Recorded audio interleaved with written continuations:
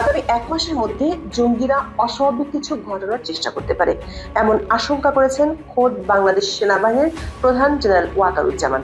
ঢাকা সেনানিবাসে officers address নামক অনুষ্ঠানে তিনি বাহিনীর কর্মকর্তাদের উদ্দেশ্যে দেওয়া বক্তব্যে এমন আশঙ্কা করেছেন। মামলা নিয়োগ বদলি বাণিজ্যই নয়, আন্তর্জাতিক অঙ্গনের লবিস্ট হিসেবেও নিজের পরিচয় দেন আশরাফুজ্জামান মিনহাজ ওরফে মিনহাজ উদ্দিন। শেখ হাসিনা এমনকি ডোনাল্ড ট্রাম্পও তার ঘনিষ্ঠ বলে দাবি করেন এই ব্যক্তি। ফাঁস হওয়া ফোনালাপে তার প্রতারণার প্রমাণ মেলে। সম্প্রতি দুর্নীতি দমন কমিশনে অভিযোগ জমা পড়ার পর গা ঢাকা দেন তিনি। আর বাদলের রিপোর্ট। আগামীকাল বা পরশু ফাঁকা হয়ে যাবে পুরো ঢাকা। এবার 11 দিন ছুটির ফাঁদে পড়েছে দেশ। এ অবস্থায় নাশকতার আশঙ্কা করছেন সংশ্লিষ্টরা। বিতাড়িত আওয়ামী লীগের টার্গেট হতে পারে কেপিআইভুক্ত সরকারি স্থাপনা। তারা ফাঁকা ঢাকায় দলীয় নেতাকর্মী ও ভাড়াটের লোকদের জড়ো করে রাজপথ দখলে নেয়ার পায়তারা চালাচ্ছে।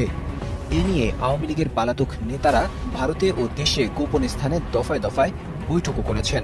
হঠাৎ করেই সেনাপ্রধানের কিছু নতুন কার্যক্রম জনমনে সন্দেহ সৃষ্টি করেছে এবং এগুলোর ব্যাখ্যা দাবি করা হচ্ছে যে কি ঘটছে, তিনি এগুলো এইসব নজিরবিহীন কাজ তিনি কেন করছেন, অতীতে তো এটা করেন, হঠাৎ করেই কেন নড়ে চড়ে বসেছে। ওই বৈঠকে সেনা কর্মকর্তারা স্পষ্টভাবে জানিয়েছেন ডিসেম্বরের মধ্যে প্রত্যাশিত সাধারণ নির্বাচন অনুষ্ঠিত হওয়ার পর তারা ব্যারাকে ফিরে যেতে। আসসালামু আলাইকুম প্রিয় দর্শক শ্রোতা, নতুন একটা ভিডিওতে জানাচ্ছি আপনাদের স্বাগতম। এইমাত্র পাওয়া তাজা এবং গরম খবর। আজকের ভিডিওটি কেমন হতে চলেছে, কতটা গুরুত্বপূর্ণ, ভিডিওর অংশ বিশেষ এবং শিরোনাম দেখে কিন্তু আপনারা ইতিমধ্যে বুঝেই গেছেন কতটা গুরুত্বপূর্ণ আজকের এই ভিডিওটি। আমি আপনাদের কাছে রিকোয়েস্ট করবো আজকের এই ভিডিওটি স্কিপ করবেন না, সম্পূর্ণ দেখবেন, তাহলে অনেক কিছু জানতে পারবেন এবং বুঝতে পারবেন। সম্মানিত দর্শক শ্রোতা, আমি বেশি কথা বাড়াবো না, সরাসরি আপনাদের বিস্তারিত ভিডিওতে নিয়ে যাবো। তার আগে আপনাদের কাছে ছোট্ট একটা রিকোয়েস্ট থাকবে, যারা এরকম ভিডিও দেখতে পছন্দ করেন চ্যানেল সাবস্ক্রাইব করে পাশে থাকা বেল আইকনটি বাজিয়ে রাখবেন। ইতিমধ্যে যারা সাবস্ক্রাইব করে দিয়েছেন তাদের জানাচ্ছি অসংখ্য ধন্যবাদ। সম্মানিত দর্শক শ্রোতা, চলুন তাহলে এই ভিডিওতে একটি লাইক করে দিয়ে আমরা বিস্তারিত ভিডিওগুলো মোবাইলের স্ক্রিন থেকে ধারাবাহিকভাবে একের পর এক দেখে আসি। ম্যাচ শুরু হয়ে গেছে। ইতিমধ্যে ঢাকা ছাড়তে শুরু করেছেন নগরবাসী। আগামীকাল বা পরশু ফাঁকা হয়ে যাবে পুরো ঢাকা। এবার 11 দিন ছুটির ফাঁদে পড়েছে দেশ। এ অবস্থায় নাশকতার আশঙ্কা করছেন সংশ্লিষ্টরা। বিতাড়িত আওয়ামী লীগের টার্গেট হতে পারে কেপিআইভুক্ত সরকারি স্থাপনা। তারা ফাঁকা ঢাকায় দলীয় নেতাকর্মী ও ভাড়াটের লোকদের জড়ো করে রাজপথ দখলে নেয়ার পায়তারা চালাচ্ছে। এ নিয়ে আওয়ামী লীগের পলাতক নেতারা ভারতে ও দেশে গোপন স্থানে দফায় দফায় বৈঠকও করেছেন। আওয়ামী লীগের গুজব সেল সিআরআই ঢাকায় টাকা বিলি করছে। আওয়ামী লীগের কয়েকজন নেতা ও গোয়েন্দা সূত্র জানায়, নাশকতার উদ্দেশ্যে আওয়ামী লীগের নেতাকর্মীদের কাছে থাকা হাজার হাজার বৈধ অবৈধ আগ্নেয়াস্ত্র প্রস্তুত রাখছেন।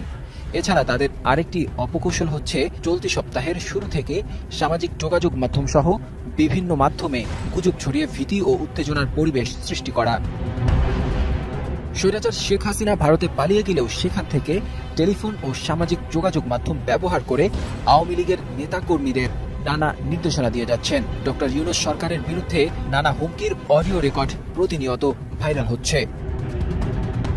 সূত্রমতে গত রোববার কলকাতার রাজারহাট নিউ টাউন প্লাজায় ইফতারির পার্টির আয়োজন করে ফেনীর সাবেক এমপি পলাতক আওয়ামী লীগ নেতা আলাউদ্দিন আহমেদ চৌধুরী নাসিম। সেখানে পতিত স্বৈরাচার আওয়ামী আমলের সাবেক মন্ত্রী, প্রতিমন্ত্রী ও এমপি সহ শতাধিক নেতাকর্মী হাজির হন। এদের মধ্যে সাবেক স্বরাষ্ট্রমন্ত্রী আসাদুজ্জামান খান কামাল, শেখ রেহানার ছেলে রেদওয়ান মুজিব সিদ্দিক ববি, বাহাউদ্দিন নাসিম ও গাজীপুরের সাবেক মেয়র জাহাঙ্গীর আলম সহ আরো অনেকেই উপস্থিত ছিলেন। ইফতার শেষে তারা গোপন বৈঠক করেন। সূত্রমতে কলকাতা ও পশ্চিমবঙ্গে থাকা আওয়ামী লীগের নেতারা গত কিছুদিন ধরেই দফায় দফায় বৈঠক করছেন। ওইসব বৈঠকে ঢাকা থেকে কেউ কেউ ভার্চুয়ালি যোগ দেন। তাদের মূল টার্গেট বাংলাদেশের বর্তমান সরকার ও সেনাবাহিনীকে প্রশ্নবিদ্ধ এবং বিতর্কিত করার পাশাপাশি ঢাকার রাজপথ দখলে নেয়া। এক্ষেত্রে ঈদের ছুটিতে ফাঁকা ঢাকায় সুযোগ নিয়ে নাশকতা করার পায়তারা চালাচ্ছে। এটি সফল করতে দেশে পলাতক থাকা কিছু নেতাকেও দায়িত্ব দেয়া হয়েছে। তাদের মূল দায়িত্ব নেতাকর্মী ছাড়াও ভাড়া করে হাজার হাজার লোক জড়ো করা ও আগ্নেয়াস্ত্রর মজুত বাড়ানো। এই লক্ষ্যে কোটি কোটি টাকা ছড়ানো হচ্ছে। এর আগে ফাঁস হওয়া এক হোয়াটসঅ্যাপ কনভারসেশনে আওয়ামী লীগ নেতা গাজীপুর সিটি কর্পোরেশনের সাবেক মেয়র জাহাঙ্গীর আলমকে বলতে শোনা যায় যে ঢাকায় দিনের বেলা আওয়ামী লীগের লোকজন থাকতে পারবে না, সেই ঢাকায় রাতের বেলা মানুষকে শান্তিতে থাকতে দেওয়া হবে না। এই কনভারসেশনের পরপরই কিছুদিনের মধ্যে চারদিকে চুরি, ছিনতাই, ডাকাতি বেড়ে যেতে দেখা যায়। আগামী 1 মাসের মধ্যে জঙ্গিরা অস্বাভাবিক কিছু ঘটানোর চেষ্টা করতে পারে, এমন আশঙ্কা করেছেন খোদ বাংলাদেশ সেনাবাহিনীর প্রধান জেনারেল ওয়াকারুজ্জামান। ঢাকা সেনানিবাসে অফিসার্স অ্যাড্রেস নামক অনুষ্ঠানে তিনি বাহিনীর কর্মকর্তাদের উদ্দেশ্যে দেওয়া বক্তব্যে এমন আশঙ্কা করেছেন। বক্তব্যে তিনি বলেছেন, সম্প্রতি এক মার্কিন সিনেটরের সাথে তার বৈঠক হয়েছে, যিনি জঙ্গিদের উত্থান নিয়ে উদ্বেগ জানিয়েছেন। সেনাপ্রধান সেনাবাহিনী নিয়ে সৃষ্ট সাম্প্রতিক বিতর্ক নিয়েও কথা বলেছেন। চলুন যাওয়া যাক বিশ্লেষণে। অফিসার্স অ্যাড্রেস বাংলাদেশের সেনাবাহিনীর একটি নিয়মিত আয়োজন, যেখানে সেনাপ্রধান অধস্তন অফিসারদের উদ্দেশ্যে দিক নির্দেশনামূলক বক্তব্য দিয়ে থাকেন। ৩রা আগস্ট আন্দোলন চলাকালে এই অফিসার্স অ্যাড্রেস অনুষ্ঠানে সেনাপ্রধান জেনারেল ওয়াকারুজ্জামানের বক্তব্য দেশব্যাপী বেশ সাড়া ফেলেছিল। সম্প্রতি আওয়ামী লীগকে নিষিদ্ধ করা নিয়ে এনসিপি নেতা হাসনাত আব্দুল্লাহ সেনাবাহিনী ও সেনাপ্রধানকে দোষারোপ করে নিজের ফেসবুক পেজে একটি পোস্ট দিয়েছিলেন। তারপর থেকে সেনাবাহিনীকে নিয়ে, বিশেষ করে বাংলাদেশের রাজনীতিতে সেনাবাহিনীর ভূমিকা নিয়ে বিতর্ক দেখা দিয়েছে। অনেকেই সেনাবাহিনী সম্পর্কে বিরূপ মন্তব্য করেছেন। এ নিয়ে সেনা সদস্যদের মাঝেও প্রতিক্রিয়া দেখা গেছে। এমন পরিস্থিতিতে 24শে মার্চ ঢাকা সেনানিবাসে অফিসার্স অ্যাড্রেস অনুষ্ঠানের আয়োজন করা হয়। দৈনিক আজকের পত্রিকার খবরে বলা হয়েছে, এতে সেনাবাহিনীর পদস্থ কর্মকর্তারা উপস্থিত ছিলেন। অন্য সব সেনা স্থাপনায় কর্মরত কর্মকর্তারাও ভার্চুয়ালি এই অনুষ্ঠানে যুক্ত হন। বৈঠকের একাধিক সূত্রে আমরা জানতে পেরেছি, বৈঠকে 5 জন লেফটেন্যান্ট জেনারেল, 8 জন মেজর জেনারেল, 4টি ব্রিগেডের ব্রিগেড কমান্ডাররাও উপস্থিত ছিলেন। বৈঠকের শুরুতে সেনাবাহিনীর সদস্যদের নিষ্ঠা, পেশাদারিত্ব ও ধৈর্যের প্রশংসা করেন জেনারেল ওয়াকারুজ্জামান। দেশের আইন শৃঙ্খলা রক্ষায় কঠোর পরিশ্রমের জন্য তিনি সবাইকে ধন্যবাদ জানান। সেনা কর্মকর্তাদের উদ্দেশ্যে তিনি বলেছেন, সেনাবাহিনীর বিরুদ্ধে মিথ্যা তথ্য প্রচারের আশঙ্কা রয়েছে। এই সংকটময় সময় সবাইকে শান্ত থাকতে হবে। বক্তব্যের এক পর্যায়ে তিনি জানান, সম্প্রতি তার সাথে সৌজন্য সাক্ষাৎ করেছেন যুক্তরাষ্ট্রের সিনেটর গ্যারি পিটার্স। সেনাবাহিনীর ফেসবুক পোস্টের তথ্য অনুযায়ী 18 মার্চ গ্যারি পিটার্স সেনাপ্রধানের সাথে দেখা করেছিলেন। ওই সময় বৈঠকে মার্কিন charge the affairs Tracey Ann Jacobson উপস্থিত ছিলেন। সেনাপ্রধান ওই বৈঠকের রেফারেন্স টেনে সেনা কর্মকর্তাদের বলেছেন, যুক্তরাষ্ট্রের সিনেটর গ্যারি পিটার্স বাংলাদেশের জঙ্গি ও চরমপন্থীদের উত্থান নিয়ে তার উদ্বেগের কথা জানিয়েছিলেন। অফিসার্স অ্যাড্রেসের সূত্রগুলো বলছে, সেনাপ্রধান গোয়েন্দা সংস্থাগুলোর বরাত দিয়ে বলেছেন, আগামী 1 মাসের মধ্যে জঙ্গিরা দেশে অস্বাভাবিক কিছু ঘটানোর চেষ্টা করতে পারে। সেজন্য তিনি সেনাবাহিনীর সকল সদস্যকে সতর্ক থাকার পরামর্শ দেন। দর্শক, জুলাই আগস্টে জেল থেকে পলাতক কমপক্ষে 70 জন জঙ্গি এখনো ধরাছোঁয়ার বাইরে রয়ে গেছে। দেশের গোয়েন্দা সংস্থাগুলোর পক্ষ থেকে একাধিকবার তাদেরকে গ্রেপ্তারের জন্য সরকারকে তাগিদ দিলেও সে অর্থে কোনো কার্যকর সফলতা দেখা যায়নি। আবার 5 থেকে 7 আগস্ট দেশের 450 থানা থেকে যে বিপুল পরিমাণ অস্ত্র লুট হয়েছে, সেগুলো এখনো পুরোপুরি উদ্ধার করা সম্ভব হয়নি। ইতিমধ্যে অস্ত্র উদ্ধার হওয়া কয়েকটি ঘটনায় জানা গেছে, এসব অস্ত্র কয়েক হাত ঘুরে সন্ত্রাসীদের হাতে চলে গেছে। এর মধ্যে 7 মার্চ প্রকাশ্যে ঘোষণা দিয়ে সরকার চোখের সামনে শোডাউন করেছে নিষিদ্ধ সংগঠন হিজবুত তাহরির। এছাড়া ডক্টর ইউনূসের দায়িত্ব নেওয়ার পর তালিকাভুক্ত শীর্ষ সন্ত্রাসীরাও জামিনে ছাড়া পেয়ে অবাধে ঘুরে বেড়াচ্ছে।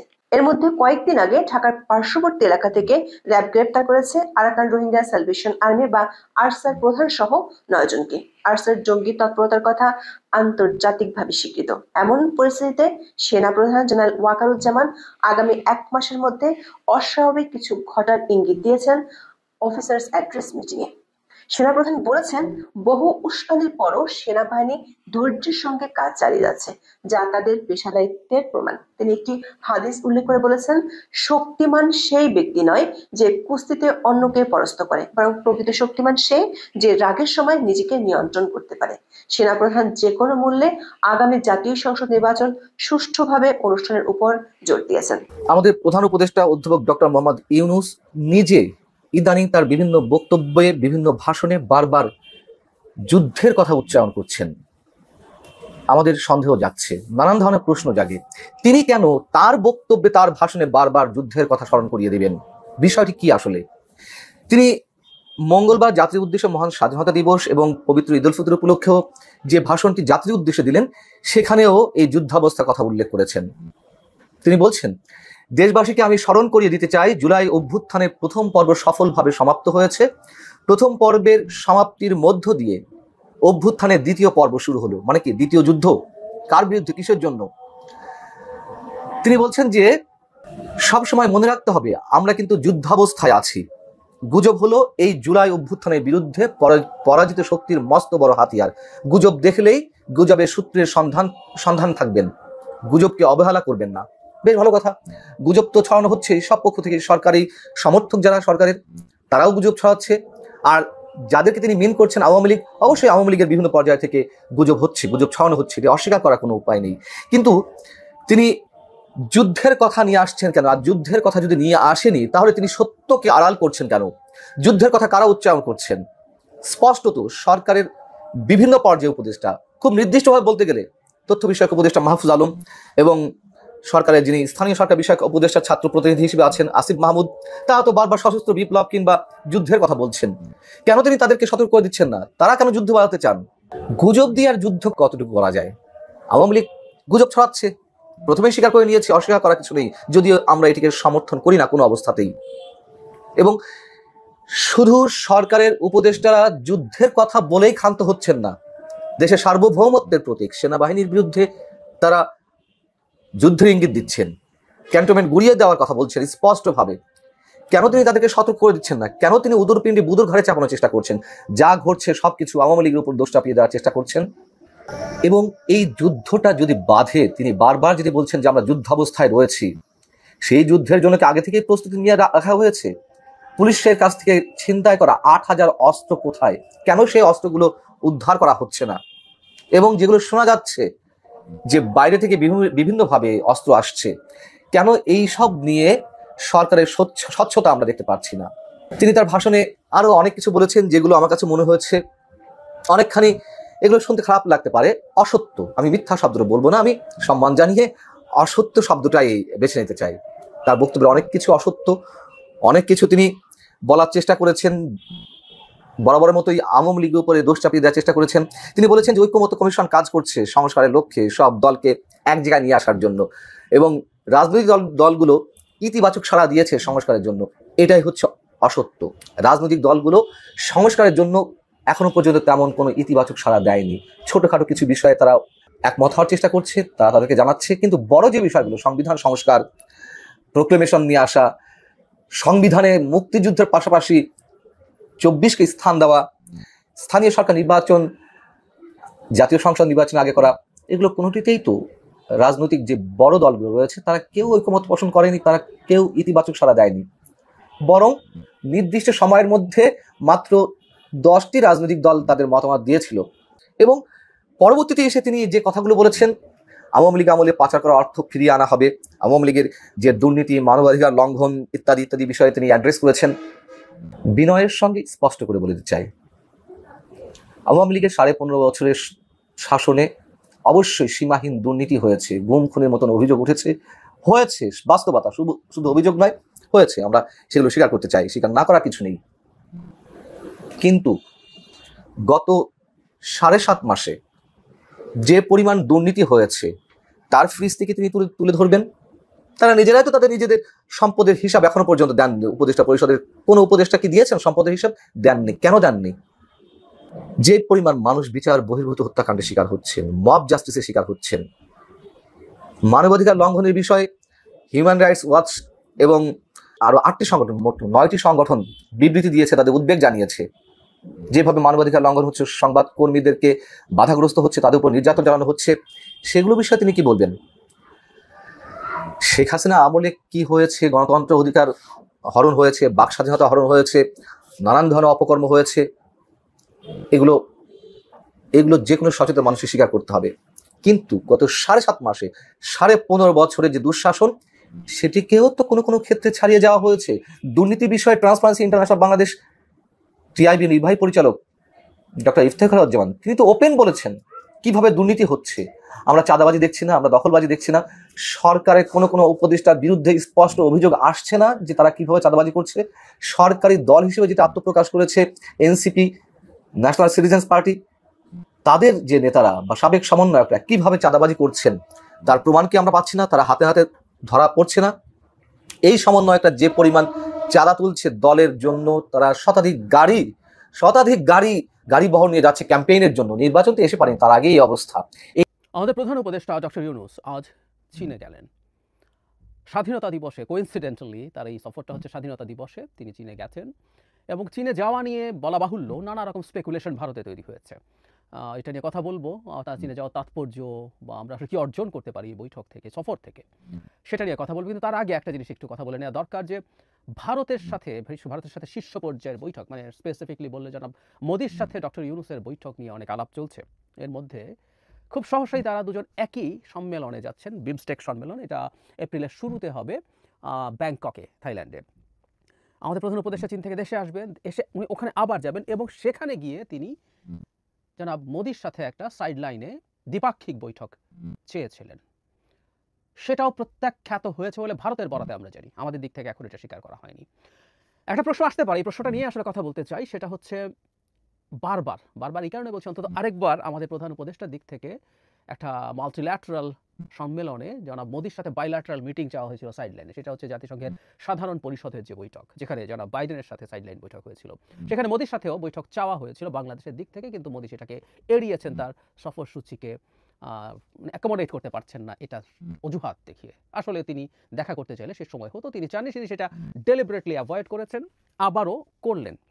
বিমস্টেকেও দেখা হচ্ছে না, এরকম বলা যায়। এর মধ্যে আরেকটা নিউজ আমাদের সামনে আসলো, ভারতের দ্য হিন্দু। সেখানে দ্য হিন্দুকে আমাদের প্রধান উপদেষ্টার প্রেস সচিব মিস্টার শফিকুল আলম বলেছেন, আমি একটু পড়ি, মানব জমিন এই রিপোর্ট থেকে একটা রিপোর্ট করেছে, সেটা হচ্ছে এরকম: বাংলাদেশের প্রধান উপদেষ্টা ডক্টর মোহাম্মদ ইউনূস চীনের আগে ভারত সফর করতে চেয়েছিলেন বলে জানিয়েছেন প্রেস সচিব শফিকুল আলম, তবে ঢাকার অনুরোধে সাড়া দেননি দিল্লি।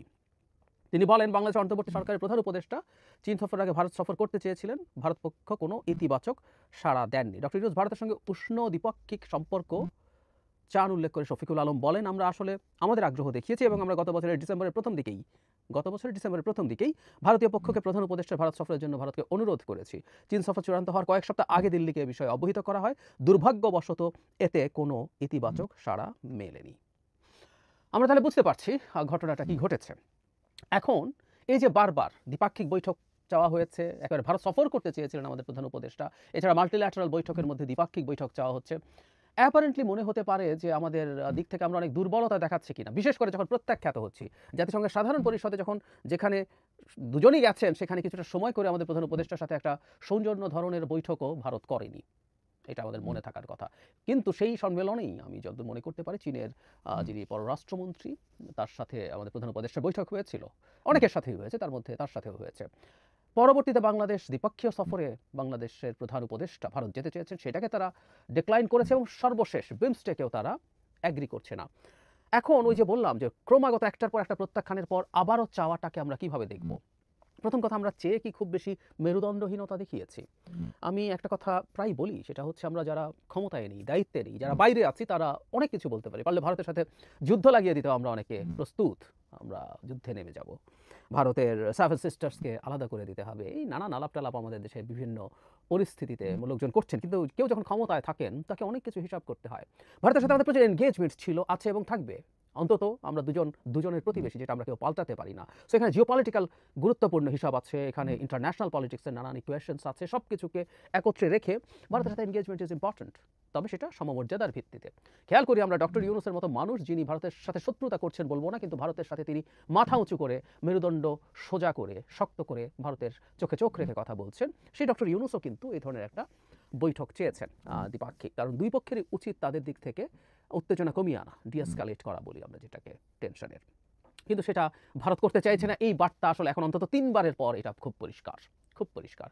সো ডক্টর ইউনূসের জায়গা থেকে তিনি আসলে এই চাওয়াগুলোর মাধ্যমে এটা প্রমাণ করতে পারলেন যে তার দিক থেকে অন্তত দ্বিপাক্ষিক সম্পর্ককে উন্নত করার চেষ্টা ছিল।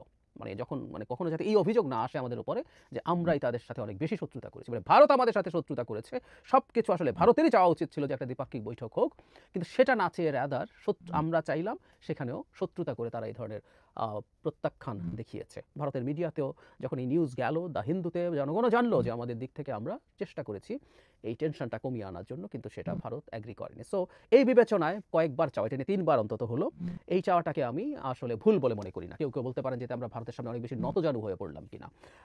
তবে আমি একটা জিনিস মনে করি, সর্বশেষ বিমস্টেকে যে সাইডলাইনে দ্বিপাক্ষিক বৈঠক চাওয়া হয়েছে, সেটা ডিক্লাইন করার পর থেকে আসলে বাংলাদেশের দিক থেকে আর একবারও মোদির সাথে ডক্টর ইউনূসের বৈঠক চাওয়া উচিত না, কোনোভাবেই না। দ্বিপক্ষীয় বৈঠক তো বটেই, কোনো মাল্টিল্যাটারাল কোনো সম্মেলনে যদি তারা দুজনই যান সেখানেও চাওয়া উচিত না।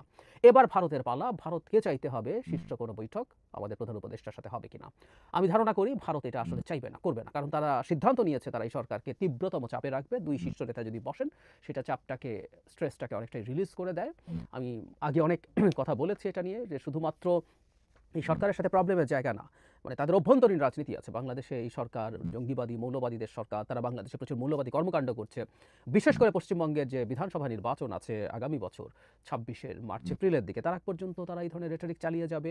এটা অন্যান্য রাজ্যেও তাদের যে রাজনীতি আছে সেটাকে হেল্প করবে। অ্যাট দ্য সেম টাইম আমি যেটা ধারণা করি, মানে ইতিহাসে সম্ভবত এই প্রথম ভারতের একজন প্রাইম মিনিস্টার দেখলেন হি ইজ ডোয়ার্ফড, মানে ডক্টর ইউনূসের সামনে তিনি অনেক ক্ষুদ্র, অনেক তুচ্ছ হয়ে গেছেন। মানে ভারতের প্রাইম মিনিস্টার বাই ডিফল্ট, এত বড় একটা দেশ, এত বড় অর্থনীতি, মিলিটারি সুপার পাওয়ার, যার নিউক্লিয়ার ওয়েপন আছে, অনেক কিছুই আছে, অনেক সমালোচনা আছে, তাদের অনেক কিছুই আছে। তো যিনি ভারতের পৃথিবীর সবচেয়ে জনবহুল দেশটাকে যিনি নেতৃত্ব দেন, তার এমনি বাই ডিফল্ট একটা বিরাট ইমেজ থাকে।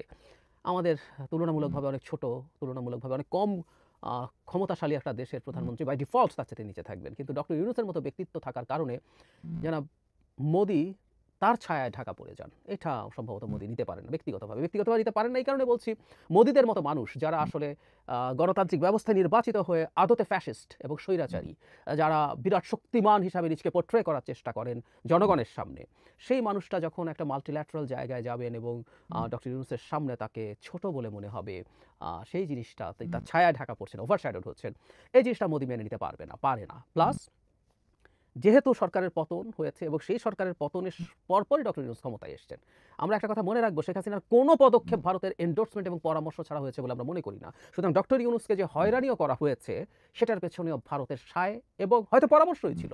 সুতরাং তাদের সাথে ব্যক্তিগত, ডক্টর ইউনূসের প্রতি তাদের ব্যক্তিগত ক্ষোভ, ক্রোধ, ঘৃণাও থাকার সম্ভাবনা আছে, কারণ তারা যেভাবে ডক্টর ইউনূসের সরকারকে সমস্যায় ফেলার চেষ্টা করছেন ভায়া ডিসইনফরমেশন, মানে আমি শুধুমাত্র ভারতের মিডিয়ার কথা বলছি না, তাদের সরকারের দিক থেকেও তারা যে আচরণগুলো করছে।